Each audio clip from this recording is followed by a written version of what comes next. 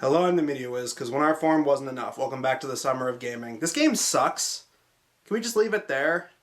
I mean, I've talked about plenty of well-known bad games that everybody and their grandma has reviewed before I have. You know, E.T. on Atari, Bubsy 3D, Sonic 06, Superman 64.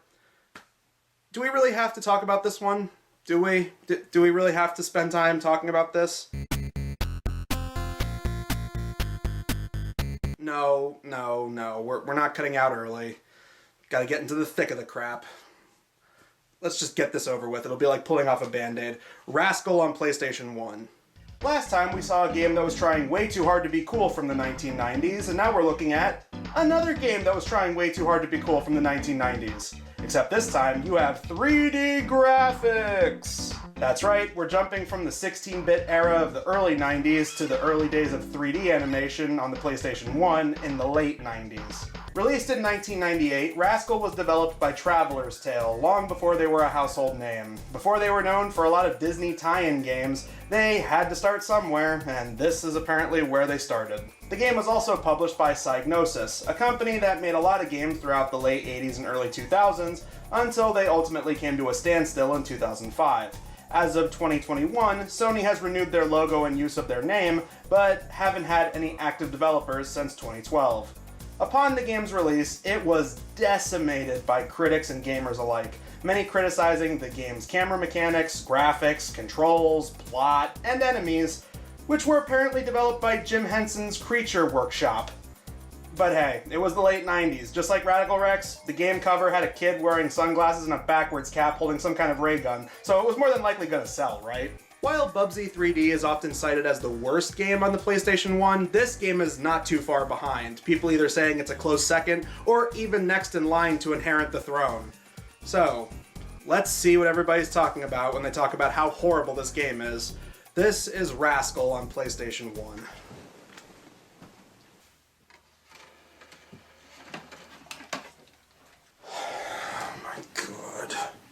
So we begin with the opening cutscene and oh yeah, that looks really bad. I know, obvious comment about graphics from a PlayStation 1 game not aging well. Got that out of the way. Let's move on.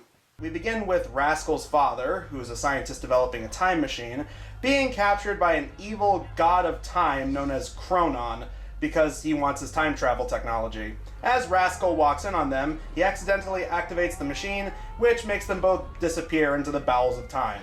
Good going, God of Time.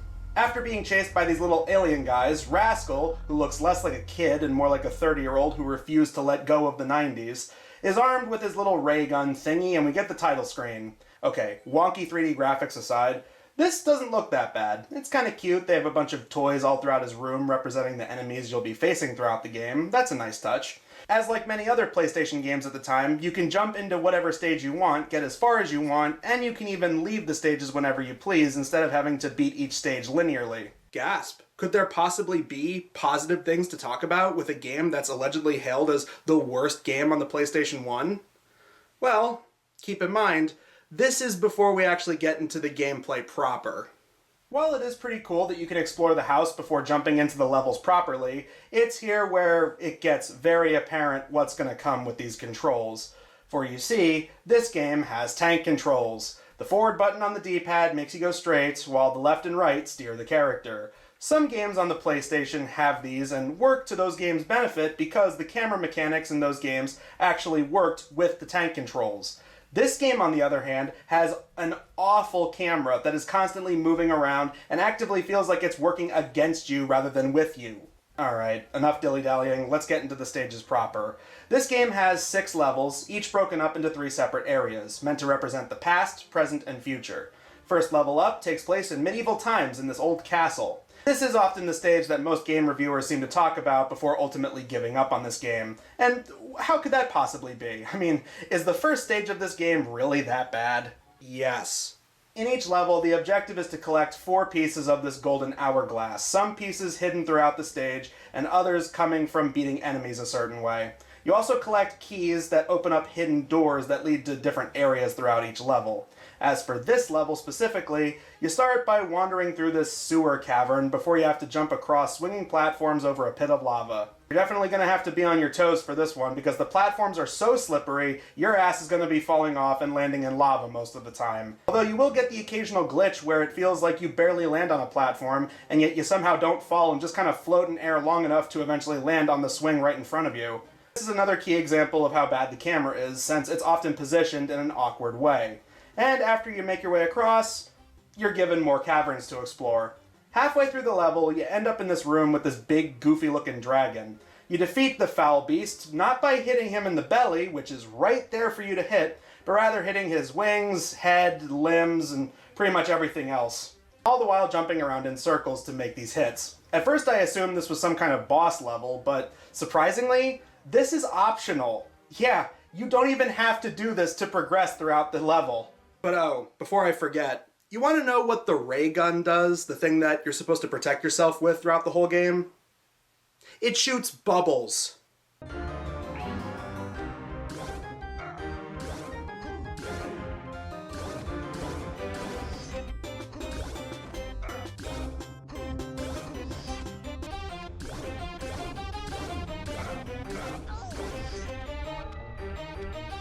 Now, to an extent, I get it. It was the 90s. There were a lot of concerned parent groups and politicians that were going on about violence in video games, so they probably didn't want you to use some kind of laser gun that shoots electricity bolts and hurts people, but their compromise for this was to have you shoot bubbles to protect yourself. I mean, it's not like it's a real gun. The game has science fiction elements in it, but you still had to make it a glorified bubble gun that you're protecting yourself with? I'll admit, some of the level design here isn't that bad. I like the idea of a time travel game where you have to go to different places like an old castle, but this is not the way to do it. Things especially start looking bad when it comes to making jumps. Like, you can't just jump from this ascending platform to a bridge without falling all the way back down to the floor, or jumping from one bridge to another without falling into the water and dying. Alright, whatever. I managed to get the pieces. Let's move on to the present version of this castle, which is now a museum that has certain artifacts from the castle in it. Okay, well that's a neat way to recreate the castle stage for modern times. This section of the level is a lot easier. All the pitfalls have been blocked off for safety reasons, which makes the bogus jumps a breeze to get through. Instead of fighting the enemies like blacksmiths and knights like you were earlier, you're now going up against museum security guards. And then there are new things that are more confusing than bad, like this security grid thing that you have to maneuver, and they're trying to keep you from getting near... What the hell is that? A fish tank filled with sand? Or maybe it's like giant garlic bread? Also, why are there generic cartoon ghosts just floating around? Is this museum supposed to be haunted or something? Okay, now I was able to get 3 of the 4 pieces of the hourglass, and you want to know how you're supposed to get the last piece? You have to jump into this well and find it underwater, completely ignoring the fact that water has killed you up until this point, so why would you just assume to do that right away? If you manage to get to a high enough platform, the camera is right on top of you, and you can't really line yourself up well to make the proper jump. And the really surprising thing here, the swimming controls in the underwater levels of this game are way easier than the controls when you're on land. Anyway, if you manage to get the last piece, you're on to the last portion of the level, which is in the future. Here you face off against Kronos as the boss in, I guess it's supposed to be the museum after years have passed and it's all abandoned and desolate, since the walls are broken and there's seaweed growing on them. I don't know, it's supposed to be the future, so I'm just going to assume it's supposed to be desolate and abandoned. And you want to know the ultimate cop-out here? Every boss level is exactly the same. Come on, you have a time travel game where you're in different areas of time, so each level could have a wide variety of villains that you have to go up against for boss fights, but instead you just recycle this Beast Wars reject-looking thing time and time again? Okay, there are a lot of game reviewers out there that have reviewed this game and they only get through the first level. Some people don't even get all the way through the first level. Some people only get a third of the way through that. So... let's really knuckle down and try to get through this game and see what the rest has to offer.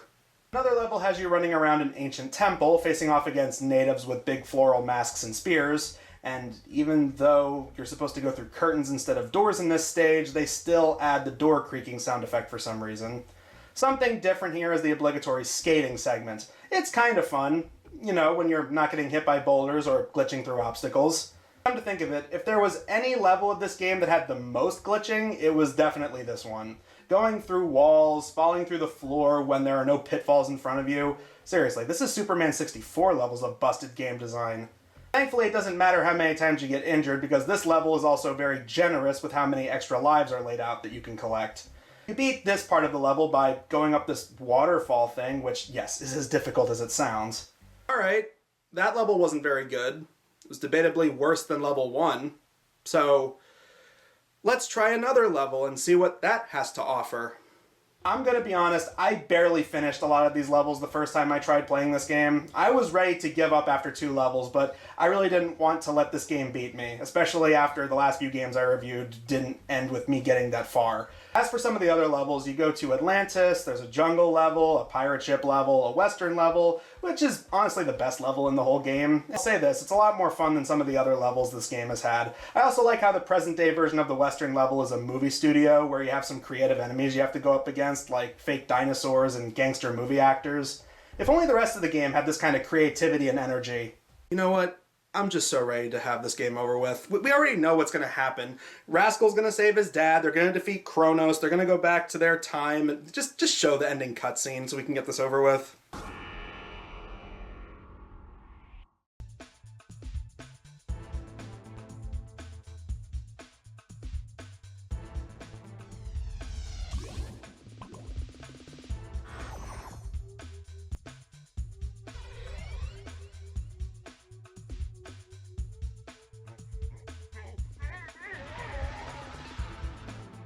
Wow, what a great ending cutscene. Aren't you so glad that you saw that? Didn't that better your life in so many ways? Aren't you glad that you now know how Rascal on PlayStation 1 ends?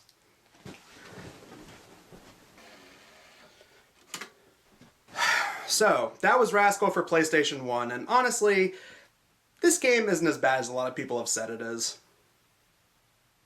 Ah, who am I kidding? This game really sucks. I couldn't even keep that up. Graphics may have been impressive for 1998, but they are butt ugly, even compared to other PS1 titles that have aged far better than this. The boss levels are repetitive, the controls actively work against you, the camera is beyond repair, and the plot could have made for a fun and interesting game, but they didn't do anything fun or interesting with it. You got a time travel story where you run around a bunch of different time periods, but mostly fight the same kind of people, just in different outfits, and they go down by getting hit with bubbles, for crying out loud. As facetious as I've been throughout this review, I did want to go in and find something to like about this game, and while there was some potential, saying this game is good would be a major uphill battle. There's just too much wrong with this game for me to say that it's any good. Worse than Bubsy 3D? Nah, I'd say that's debatable, but it certainly lives up to the title of one of the worst PlayStation games, that's for sure. But let's be honest, this is far from the worst thing PlayStation's ever done. No, the worst thing PlayStation ever done was make this announcement. Yeah, you thought that I was going to go this whole review without mentioning that, didn't you? Well, guess what? That was so stupid that actually makes releasing games like this and Bubsy 3D look good in comparison. So good job, PlayStation. You have now done something so stupid, it makes terrible games like this look like a good business move in comparison. Tune in next time where we're going to be jumping forward to the PlayStation 2 and hopefully we have some better games to look at there. But until then, I'm the Media Wiz because one art form wasn't enough.